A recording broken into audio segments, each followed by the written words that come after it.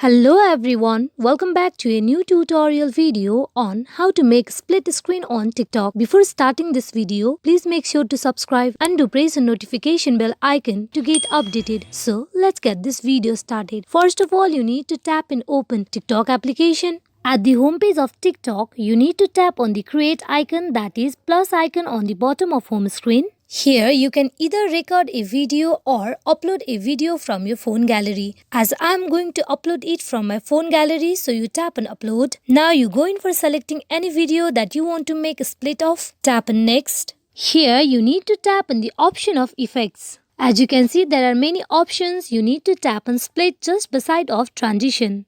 Here you can choose any split effect that you want to apply on your video. Here you can select the portion of the video to which you want to apply the split effect, or also you can apply a split effect to the whole video by holding the effect that you want to and wait for the white line to end it fully. You also can select the portion of the video and just stop tapping on the effect.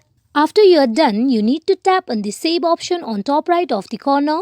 As you can see, the split effect has been successfully updated. This is how you can make a split screen on TikTok. Hope this video is fruitful for you all on how to make a split screen on TikTok. Thank you.